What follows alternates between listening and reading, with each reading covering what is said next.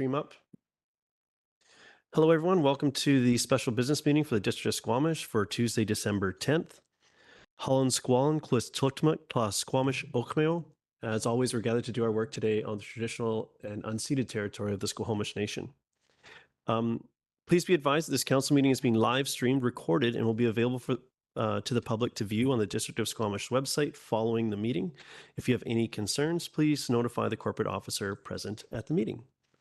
Could I have some move adoption of the agenda, please? Moved by Councillor Stoner, seconded by Councillor Hamilton. All in favor? Any opposed? Motion carries. And before we get underway, I'll just point out that we have, we're running a hybrid meeting today. We have Councillor French is joining us online, and doesn't look like we may see Councillor Greenlaw join. Oh, there you go. Oh, I can see you. That's why I'm checking. So we have Councillor Greenlaw and Councillor French joining online for our discussion today.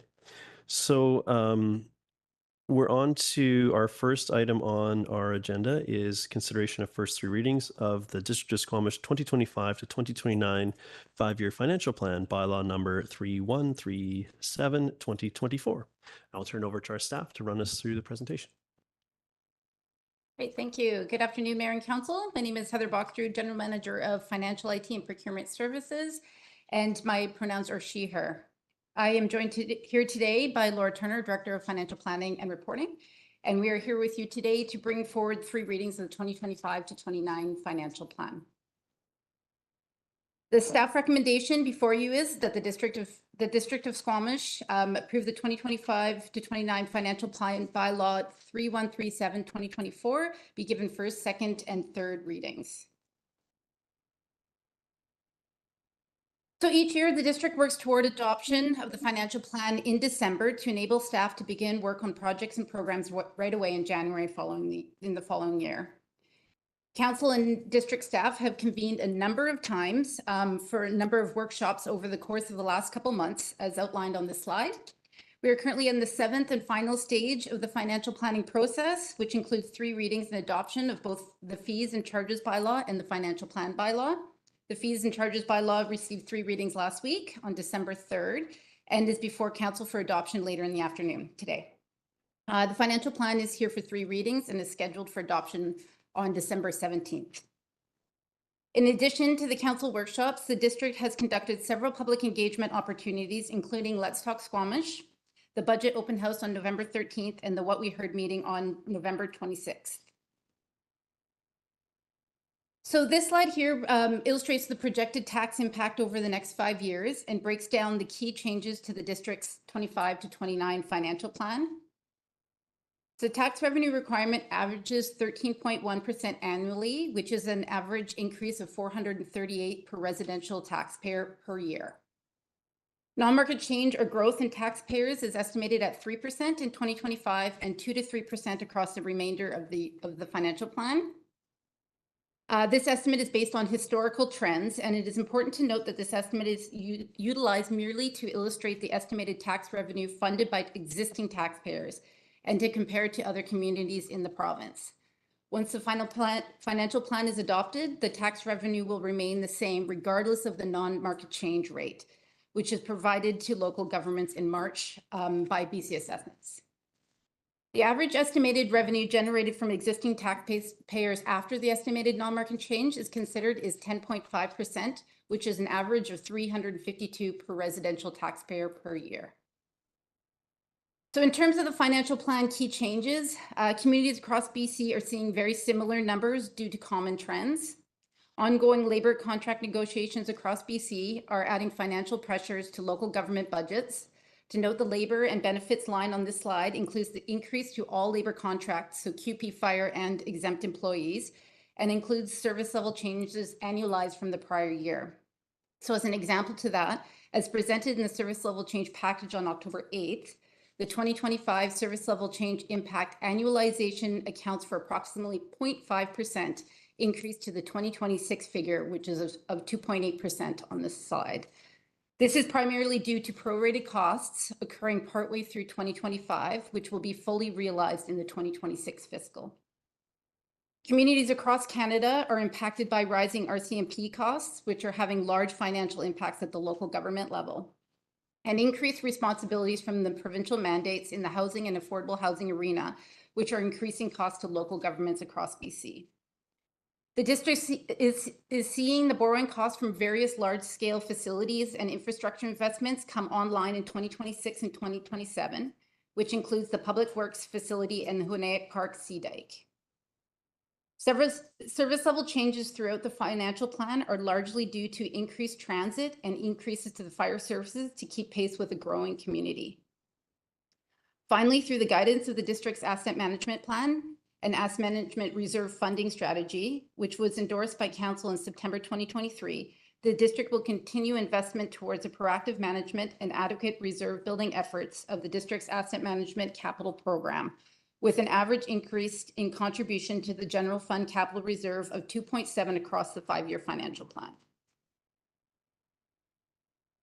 So as a reminder, the 2025 utility fees and charges bylaw was approved for 3 readings of December 3rd, including the following increases, which are reflected in the financial plan being presented here today for 3 readings. So a 1.8% increase for water, which is recommended reserve contribution under the asset management reserve funding strategy. A 5.7 increase in wastewater, which is based on the 3.4 under the asset management reserve funding strategy, plus a 2.3% to meet the basic operating expenses of the utility, and a 5.2% increase for solid waste collection, which is based on 5% to fund existing financing costs of the landfill vertical, plus 0.2% under the asset management reserve funding strategy. Good afternoon, Mayor and Council. My name is Laura Turner, Director of Financial Planning and Reporting. The 2025 to 2029 financial plan was most recently before Council at the Tying It All Together meeting on October 29th and the Budget Open House on November 13th. Since then, there's been one amendment to reduce the Public Works facility budget from $38.3 million to $37.9 million, which was endorsed by Council at the November 19th regular business meeting. Presented here is a summarized version of Financial Plan Bylaw 3137, including the most recent amendment. For 2025, operating revenues total $112 million, including taxation revenue of $50.1 million, fees and charges, including utilities, of $23.8 million, other revenue, including investment income, grants, and sale of assets, of $26 million, and funding for capital projects such as external grants of $11.5 million. Operating expenses total $88 million, including $68 million for the general fund and $20 million for the district's utilities. This results in a surplus of $23.8 million, which is adjusted for items that are non-cash or non-operating in nature, including amortization of $12.6 million, borrowing proceeds of $14 million, less debt principal payments of $4.7 million, capital expenditures of $60.2 million, and net transfers from reserves and provisions of $14.2 million. And after adjustments is the balanced financial plan. And that concludes our brief presentation on Bylaw 3137, and I will turn it back to Council for discussion. Thank you. Council, I know this has been, well, what we see here is really a product of many months of work by our staff and ourselves. So this should be familiar territory. However, this is the last this is the best opportunity to have any outstanding questions answered. Does anyone have any questions with what we have in our package? Go ahead, Councillor Pettingill. In looking at this funding revenue sources, transfers from other governments, can you remind me if that's calculated based on our projected, the grant applications we have outstanding, or is that just confirmed amounts?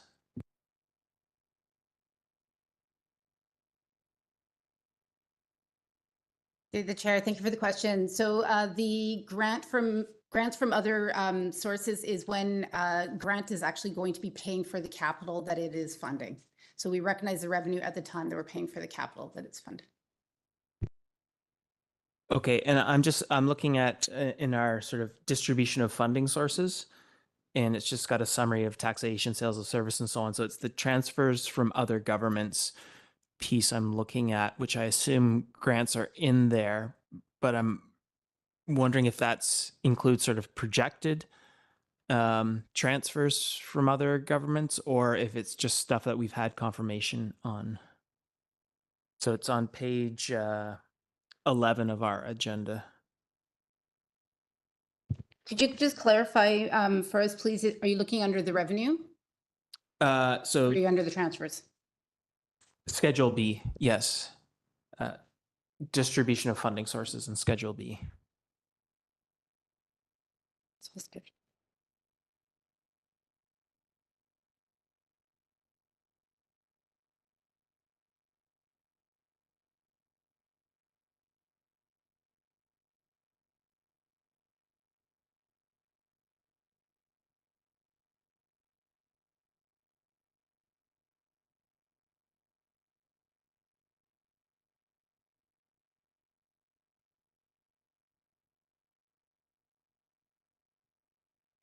Through the chair. Sorry, thank you for the moment. So yeah, that is all of the grants from, or all of the revenue sources from grants. So it depends on if the grant is a restricted grant or if it is an unrestricted grant. If it's unrestricted, we bring through all of it through revenue, and that is any application that's outstanding that we're projecting we're going to get. If it's a restricted fund, it's held in the statement of financial position. And when we're actually funding the project that is going to be funded by that grant, it actually gets recognized at that point in time. So that is a projection based on the expenditures of that capital asset. Thank you. Any other questions? Go ahead, Councillor Stoner. Yeah, thank you. In Schedule A, the 5-year financial plan under expenses for general government, that line item nearly doubles over 5 years. Can I just clarify that that includes the debt servicing for the majority of our major infrastructure projects? Through the chair, yeah, confirming that. Councillor Hamilton. Yeah, thanks very much. Back to Schedule B. Looking at longer trends, I looked back at the Schedule B from previous years, and particularly looking at things like the fraction of our budget that's coming from property taxes. So our current percentage is 39.7. In 2024, it was 33.2. And in 2023, it was 31.4. So it seems like we're on a bit of a trend line to have an increase, an increasing fraction of our total revenue coming from taxation. I don't have a sight line into what that looks like in the rest of the 5-year plan.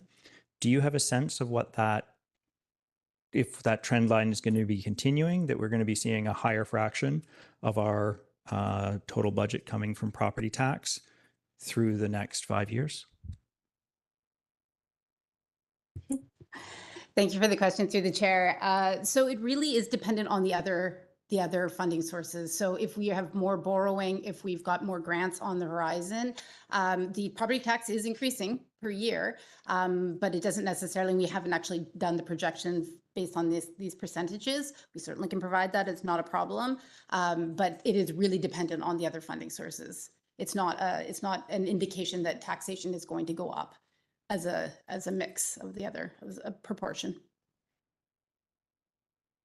And the other trend that I saw that I'm a little bit concerned, or let's say keeping my eye on, is our taxation as compared to the BC average. So in 2021, our taxation was below 4 percentage points below, 4.5 percentage points below the BC average from the previous year, it should be noted. And in 2024, we were almost 7 percentage points below the BC average. And now we're running 2% above the BC average from last year, granted. So do you have a sense of whether this is a 2024 to 2025 change, or whether our taxation really is outstripping the BC average for 2025. Thank you for the question. We will be bringing back a community comparison during the taxation policy or taxation setting time. But what we're seeing from our community partners around across BC is that they're all coming out with the same property tax increases. So our best guess at this point is we will be very similar to what we were in 2024.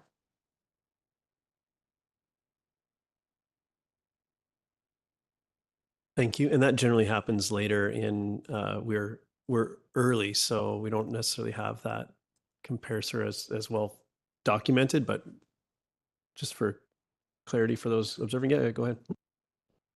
I noticed that we don't report on that directly, and I understand why, because we don't have the BC average for 2025 until later.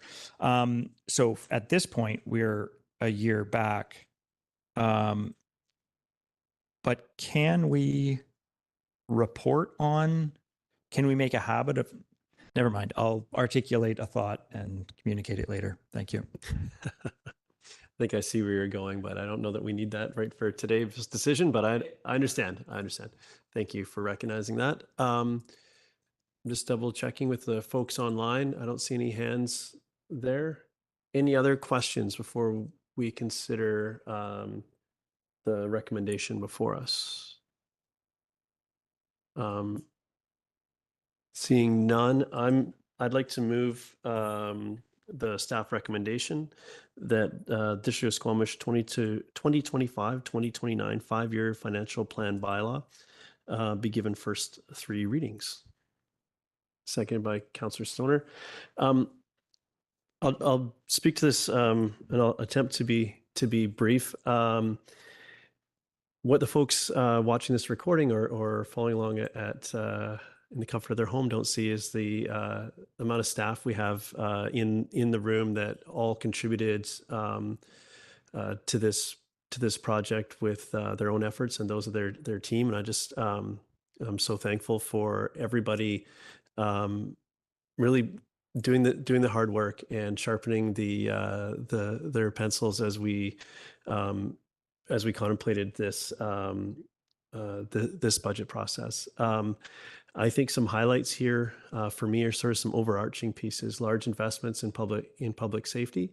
Some of those we had a choice in, like expansion at the fire service, and others are an increased investment driven by contract negotiations, say with the RCMP. So I think as well as being prepared for the future, we've got contributions to our asset management plan, which I think is really important. And I think I'm quite proud of this council's support of that particular initiative, as it is well outside a 4-year election cycle, which is often the driver for many initiatives in many a budget, and is often why we don't see long-term planning being executed, particularly in a way that has a financial impact. So thank you to my council colleagues for the continued support of asset management. It's really important to ensure that the folks sitting in these seats, when our assets start to reach end of life, have some more tools at their disposal to address them, and the community itself doesn't find itself in the position we are now, where we have such challenges, particularly with our ongoing facilities. So thank you to everybody involved and to my colleagues for having all the hard conversations we've had throughout the process to get us to this point, and disagreeing well that led us to where we are here today. I'm going to go to Councillor Stoner next, and I'll go to Councillor French. Thank you. Through the chair, happy to support the motion on the floor, the 5-year financial plan that's in front of us. I echo the mayor's comments. A lot of work has gone into this, both from the staff that are in this room, across this building, and the others that make up municipal infrastructure, as well as our council colleagues, and most importantly, our community. We did a few weeks ago have a report out from what we heard from our community on the public engagement processes for the budget. And I just want to thank folks again for coming out to the open house, responding online, providing feedback on surveys, and coming to the coffee with council. There were some really fruitful discussions there. In response to that, I did request that staff provide a summary of the percentage of our budget that reflects the community priorities, and you did provide that to us and on the What We Heard site. And so thank you for doing that important work, which I think helps articulate where our spending is starting to reflect the values and the priorities of our community. And I hope it's something that we can bring forward. So some of the areas that were ranked the highest in our community in some of our outset surveys in terms of recreation facilities and programming, 13% of our budget this year is going towards that work. We know that there's more work to do there, but this is a really helpful way to start to visualize where our dollars are going relative to community priority. It doesn't fall short on me that this is a really big ask of our community at the same time. 9.6% budget increase this year with a 10.5% average increase over the next 5 years. This is a lot to ask of folks, especially in a time where we are all feeling the pinch. But I think it's important to recognize that a lot of that increase is actually driven by the things that we're all feeling, inflationary pressures. It's important to ensure that we are an employer of choice. And so many of the agreements that are in the pre-committed component of our tax increases ensure that our staff are well looked after, are competitive in terms of the marketplace, and are also just receiving the compensation that we know that they deserve. And that is important so that we can actually deliver on all the projects that our community expects of us. And we have the folks here that are able to respond. As Mayor mentioned, 2.4% allocated to asset management reserve is also critical to ensure that our community is well set up both for today and for the future. In terms of the areas where we did have more discretion in this budget, I am happy to support the increases for our fire department. I think that this is an important direction that we're moving to ensure that we get to full fire service and have an additional 4 firefighters in this current budget. As well as it's a smaller increase, but the increase in transit, this is something that we know our community has asked for time and time again. And between this year's budget and the 5-year financial plan, we are looking at really getting towards that 15-minute transit service on some of our core networks. And I really hope to see that materialize. In addition to that, one that we hear time and time again is whether we're making enough investments in capital. And I continue to refer to that the 2025 budget has over $50 million in capital investment in our core infrastructure. And so I hope that the community hears us loud and clear that we are making those investments in both the dollars that we're putting forward, but also in a really conscious way to make sure that it is planned for and responsive to the growth that we're seeing in our community. So happy to support the budget on the floor. Thanks. Thank you very much. I've got Councillor French, Pettingill, then Anderson. Thanks, Mayor Herford. So in the year ahead, we're planning to collect a bit more than $72 million from local property owners through taxation, fees, and charges. And the bulk of that through 2025 spending will go to protective services at $17,888,000. And we'll be putting more money than ever into policing and Squamish fire rescue in this year ahead. I'm also,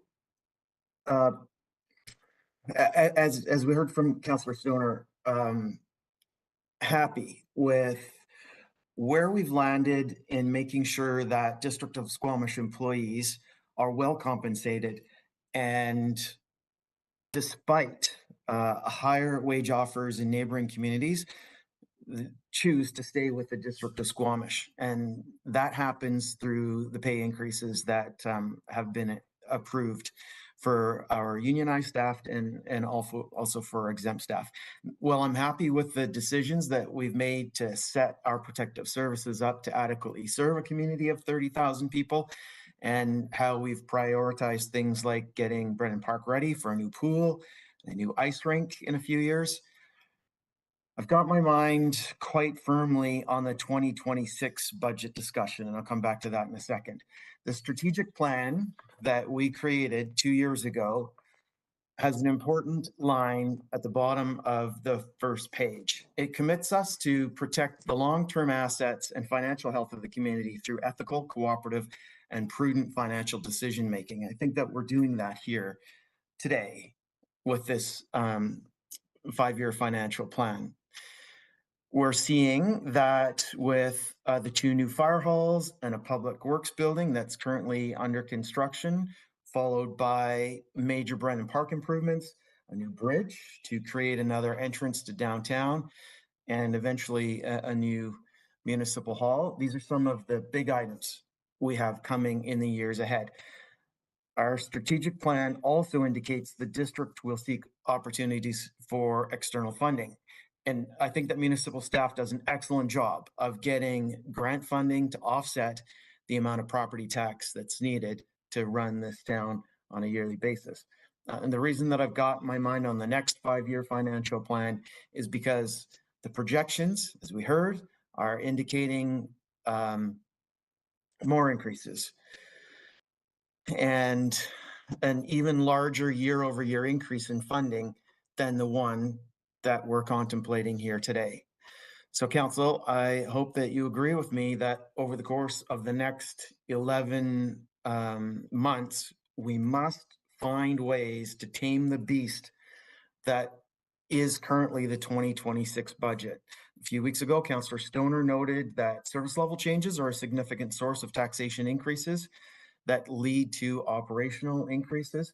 Last week, Councillor Hamilton talked about how we need to better understand the cost implications of the decisions we make on projects coming to us for approval over the course of the year. And a little bit earlier today, Councillor Pettingill reminded us that one of the items coming in front of us would have budget implications, and expressed the same concern that I have here about the 2026 budget.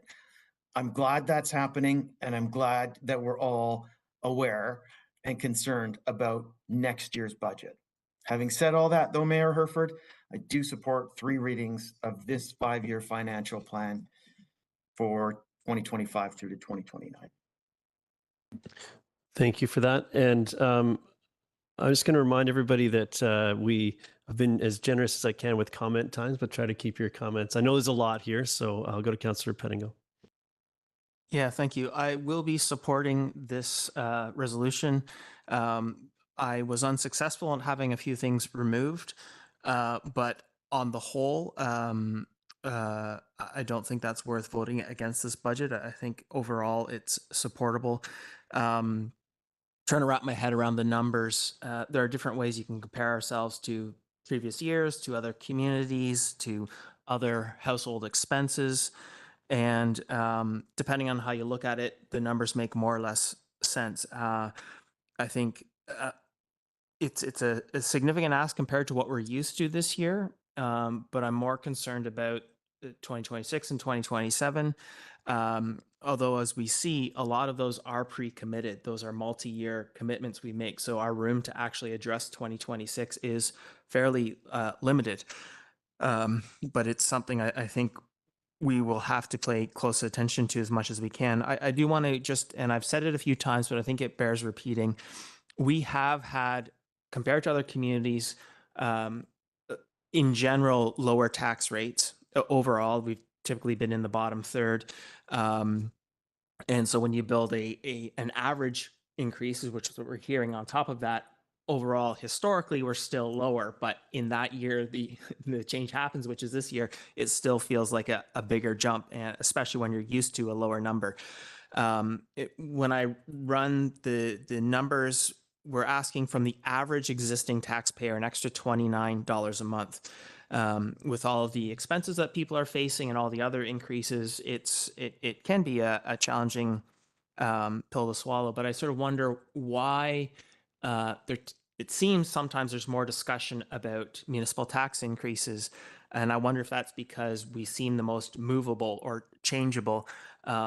When I look at the monthly grocery bill changes or interest rates on your mortgage and so on, they far outstrip typically $29 a month. And we're dealing with many of the same cost increases. So all things considered from that perspective, I think we've really managed to contain these costs. Again, it doesn't make it easy, but when I think about this is us investing in our own community, our community priorities. I think we have aligned to the current and future community priorities in terms of critical infrastructure, our protective services, as Councillor French spoke about. So I believe we are very focused on making sure there's good value. And I think we should remember when we're complaining about where cost increases are, should we be complaining about investing in our community or the bank CEOs and the shareholders, multi-million-dollar shareholders of grocery companies? It's a lot less. It doesn't seem like we could change those numbers as easily, but I'm much more comfortable for me putting my money towards my community. And I think too, I want to remind everyone that around this table, we are taxpayers either directly as homeowners or indirectly as renters. And so we feel this the same as everyone else. And this is our best attempt, looking at all the competing priorities and challenges of figuring out how we move forward as a community. And so I thank everyone who took the time to have that discussion with us and figure out a way that, it's not necessarily our favorite thing to see increases, but it's something that I think we are doing together as a community. The other thing I want to just touch on is heard some discussion of why can't we have this sooner or that sooner? And I think we'd all like everything yesterday, but that's the other piece. We're trying to think about, we could have an arena, a pool much, much sooner, but your increase is going to be a heck of a lot bigger. And so we're trying to find that balance and would appreciate continued discussion if we need to accelerate the speed, means higher taxes in the short term, or do we sort of try and keep those tax increases a little more manageable and wait a little longer for some of the things we'd really like. These are our community discussions, which we will continue to have. And I think we've done a reasonable job here, and thank everyone for their attention and discussion. Thank you. Thank you. I'll go to Councillor Anderson. Thank you. In my comments, I'm going to be highlighting some elements of our council's strategic plan, use them as a sort of a lens on some aspects of our budget, and in particular, the work plan that's reflected in our budget. Of course, we've heard a lot from the public regarding tax increases. We will probably be receiving updated data on community comparative data in the spring. In the past, we can note that we are relatively more dependent on residential property tax than other communities. Councillor Hamilton has referred to property tax percentage, but within that, residential property taxes were relatively high. We need to diversify our tax base. And this, I'll relate to a element of being prepared for the future, is to increase core and enabling economic sectors. These are not only job sectors, they're tax base and potential enhancement of our tax base. And we can do more. We are postponing a marine impact study. And that does relate to those sectors. It does relate to future potential impact on our enhancement of our tax base. In order to increase those sectors, we need to address employment lands, terrestrial and marine. We're not doing a heck of a lot there either. We're looking after ourselves in one line item up at lot 74 at the airport, but we're not looking after other needs and demands already for employment lands up in that area. We will in future, but we haven't really got it in focus to my mind. We will be, there is in last year's budget, the Squamish Planning Land Insight Tool, the split model. That's just a part of what we need to be doing to address employment lands and, in the end, tax base. Another element in our strategic plan is increasing the number of inclusive and accessible arts, cultural heritage, and recreational multi-use programmable spaces. We need a roadmap for that task, updated roadmaps both for recreation and for cultural facilities and programs. And we do have projects on hold for this. They are projects that involve private dollars, waiting for us to set a direction. And I could go through a long list of them. We do need those roadmaps updated. Next time for sure. Finally, we have another element under resilient people and partnerships, building relationships with community groups to increase community capacity and resources. Community capacity takes some load off the taxpayer, because we do have energies and volunteer energies and resources in the community that can be harnessed. Just two examples. We don't need to spend money on consultants for a heritage management strategy, some of the elements of that. And that's been taken off, and I actually agree with that. But instead, we should be recognizing and supporting community groups. Another example, something that's disappeared from our work plan is under the broad heading of shared leadership and governance on the waterfront. There's another opportunity to utilize and harness the capacities, build the capacities of community groups and stakeholders on the waterfront. We don't need to be shepherding it ourselves with the taxpayer's dollar. There's a lot of energies and resources available that way. So these four themes of economic development, employment lands, arts, culture and heritage, or sorry, recreation and culture, and building relationships with community groups. I think we should be monitoring those, using those as lenses, and work on it better as we go. Thank you. Thank you, Councillor Hamilton. Yeah, thanks very much. Absolutely be supporting this year, the 2025 to 2029 financial plan. I think that it's certainly a difficult thing to look at 10%, approximately 10% increases per year for the next 5 years. Unfortunately, I don't see another reality here. To invest in the infrastructure we need to invest in, to make the investments in the asset management plans that we need to make investments, and to make expansions to things like our fire services that we need to put money into. I see these as necessary tax increases.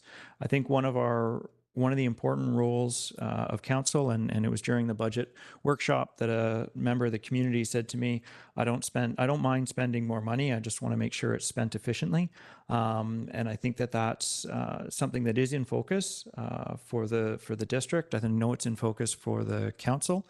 And I hope that we just continue to keep that in mind, that folks generally don't mind spending money. They just definitely want to see it spent efficiently. So with that, thank you very much for all your work on the 2025 to 2029 financial plan. Oh, and I do want to call out, thank you especially for the added tools available for us to search and sort through the large financial plan. That's been a big asset for me this year. Thanks. Thank you. Councillor Greenlaw. Yeah, I'll be speaking in favor of the motion. Echoing the comments that I've made already. It is difficult to see these kinds of increases, but this municipality is finding itself in a difficult place of playing catch up for the replacement of aging infrastructure and also trying to come to grips to rapid population growth in our community. And one of the costs that I often talk about is the unforeseen costs of growth. And you see that a lot in this year's budget with the increased costs, the increased funding for fire and RCMP services. And these are the costs that we'll continue to see escalate going on. And I know we're doing work on our ACCs and DCC pieces now. But it'll be nice to have kind of a fulsome understanding of what the actual cost of growth is for all these different ways, because otherwise we can anticipate to see cost escalations like this annually moving forward. Yeah, I just want to thank staff for all her work they've done on this budget. It is no small feat, and yeah, I'm looking forward to having this work wrapped up for this year. Thanks. Thank you. Just before I call the question, I'll just acknowledge all my, again, my colleagues' work on this and the recognition that that every decision around this table has an impact on the budget. And I think that is incredibly important that we keep that front of mind as we do our work. So I'll call the question. All in favor? Motion carries unanimously. Sorry for the mic. Thank you very much. And yeah, thank you to all our staff that came to witness and support the discussion. Thank you. We'll take a quick 5-minute recess before we move on the agenda.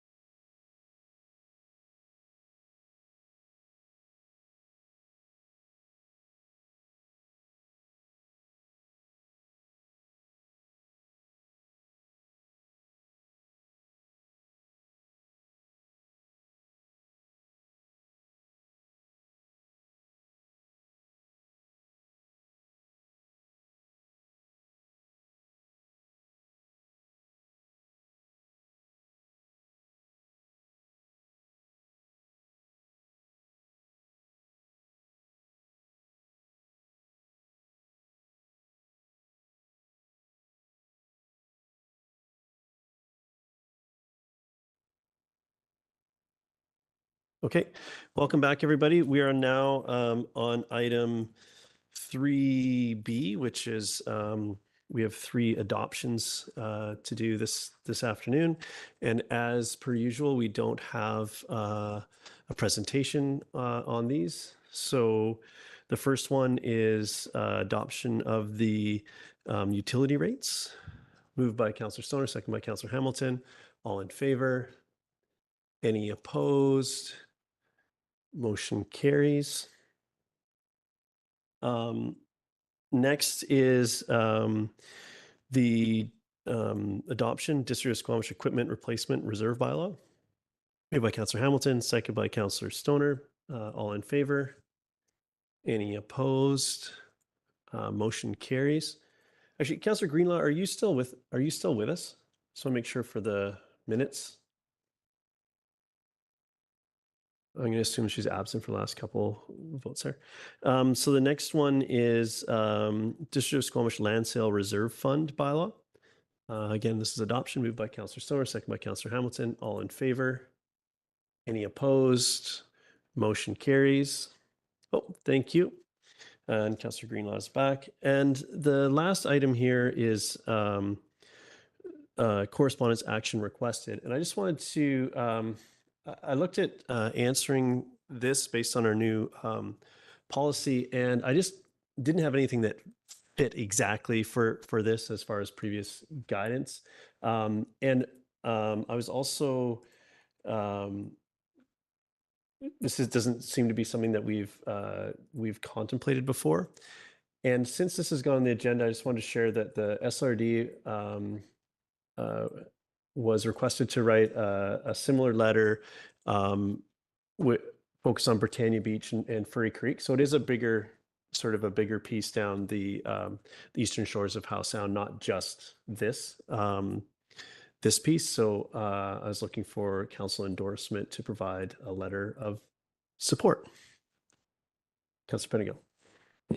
In general, yes, but I wonder, looking at some of the previous examples, they refer to a specific project and so on. And I guess my assumption was that our letters would typically say, as a municipality, we support projects that enhance broadband in the corridor without speaking specifically to a business or a project. And if we can sort of tread that line, I'd feel a little more comfortable if that feels appropriate. Yeah, the proposed letter.